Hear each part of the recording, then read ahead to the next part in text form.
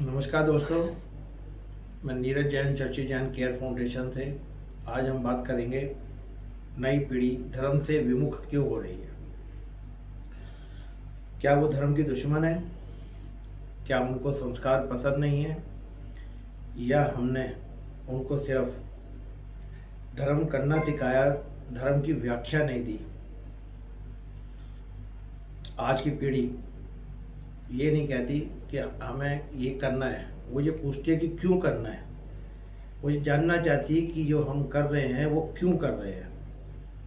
और जब वो प्रश्न पूछती है, सवाल पूछती है, तो हमारे पास एक ही जवाब होता है कि यही परंपराएं हैं, ऐसा ही चलता आ रहा है।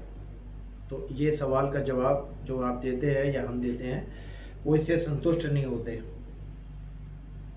और इसलिए हम परेशान होते हैं, क्योंकि हमारे पास भी जवाब ही नहीं है उसका। ना हमारे संतों के पास है, ना हमारे पास है। हम परंपराएं निभा रहे हैं क्योंकि हमने बचपन से देखा है, इसलिए हम निभा रहे हैं, क्योंकि हमने ही सवाल नहीं उठाए कभी उस परंपराओं पे। लेकिन जब आज बच्चे उठा रहे हैं तो हम परेशान होते हैं। आज जो बच्चे जब नदी के किनारे जाते हैं और उन नदी को प्रदूषित देखते हैं, तो वो सवाल उठाते हैं कि वो धर्म जो हमें प्रकृति से प्रेम करना सिखाता है, वही धर्म के नाम पर ये नदियाँ प्रदूषित क्यों हो रही है। जब वो सड़क किनारे जाता है और गंदगी में भगवान की मूर्तियाँ पड़ी देखता है, तो वो सवाल उठाता है कि जिस भगवान को हम श्रद्धा से मानते हैं, वो गंदगी में डालने की अनुमति किसने दी। और जब वो ये सवाल उठाता है तो उसका भी जवाब हमारे पास नहीं होता, और उसके सवालों से हम परेशान होते हैं। लेकिन सनातन धर्म में धर्म के ऊपर सवाल उठाना एक पुरानी परंपरा है, तो उनके सवालों का हमें स्वागत करना चाहिए, परेशान नहीं होना चाहिए। क्योंकि अगर हम सवालों का जवाब नहीं दे पाए तो वो विमुख होंगे ही होंगे। आज की पीढ़ी, बार बार कह रहा हूँ, आज की पीढ़ी सवाल पूछती है, तो हमें उनका मिलके सवालों का जवाब ढूंढना चाहिए। जो हमने नहीं ढूंढा उनके साथ मिलकर ढूंढना चाहिए। क्योंकि जो चलता आ रहा है वो नहीं चलेगा।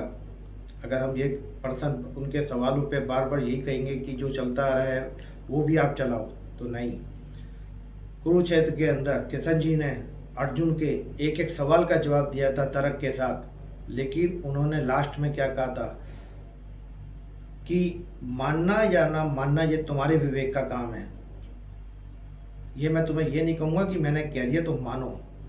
लेकिन आज नई पीढ़ी के साथ धर्म के नाम पे हम यही कर रहे हैं, परंपराओं के नाम पे, कि नहीं तुम्हें ये करना ही होगा। साधु संत डरा रहे हैं पीढ़ी को, और पीढ़ी सवाल पूछ रही है और हम जवाब नहीं दे पा रहे। नई पीढ़ी कहते हैं ऐसा क्यों, कैसे, क्यों करना चाहिए ऐसा। और अगर हम उस बातों का जवाब ही नहीं दे पाएंगे तो पीढ़ी संतुष्ट नहीं हो पाएगी। हमने उनको धर्म तो बता दिया, धर्म तो सिखा दिया, लेकिन क्या हमने उनको व्रत के बारे में तो बता दिया? क्या संयम रखना सिखाया उनको? हमने मंदिर जाना तो सिखा दिया उनको, लेकिन मंदिर से बाहर आके आदमी के साथ कैसा व्यवहार करना चाहिए, इंसान के साथ, क्या वो हमने सिखाया उनको? हमने किताबें तो पढ़नी सिखा दी उनको, धार्मिक किताबें पढ़ो, गीता पढ़ो, लेकिन क्या हमने कभी सिखाया कि इसको आचरण में भी उतारो? क्योंकि हमने ही नहीं उतारा उनको आचरण में। और बच्चा जो सीखता है, जो देखता है, वही सीखता है। तो अब इस समय अगर आप चाहते हैं कि नई पीढ़ी धर्म से विमुख ना हो, तो उनके साथ खड़े होकर उनके सवालों का जवाब ढूंढिए।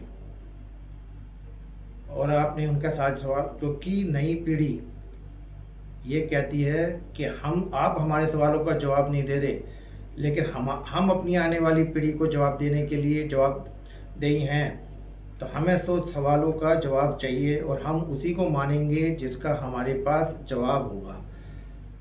नहीं तो हम नहीं मानेंगे, क्योंकि हम अपनी पीढ़ी के सामने, आने वाली पीढ़ी के आगे हम शर्मिंदगी फील नहीं करेंगे कि हम कोई परंपरा को कर रहे हैं। क्यों कर रहे हैं उसका हमारे पास जवाब ही नहीं है। ऑथेंटिक परंपराएं जो समाज के हित के लिए है, उसको ही हम आगे बढ़ाएंगे, और जो हित के लिए नहीं है उस पर हम पूर्ण विचार करेंगे। तो ये नई पीढ़ी की सोच है, और उसी नई पीढ़ी की सोच को आपको भी अपनाना होगा कि हम धर्म करें, लेकिन धर्म में जो त्रुटियाँ आ गई है समय के साथ आती है, समय के साथ धर्म को भी चेंज करना पड़ता है, उसके अंदर भी थोड़ी मॉडिफिकेशन करनी पड़ती है, और परंपराओं के अंदर भी जो परंपराएं समाज के बेहतर के लिए है उसको आगे बढ़ाए, और जो समाज को बेहतर नहीं बना रही उन पे दोबारा से पूर्ण विचार करे नई पीढ़ी के साथ। तो धर्म भी मुस्कुराएगा, भगवान भी मुस्कुराएगा, प्रकृति भी मुस्कुराएगी, और आने वाली पीढ़ी भी मुस्कुराएगी। इन सब को ध्यान में रखते हुए अब आगे आपका ही अपना विचार है कि आपको आगे क्या करना है। धन्यवाद।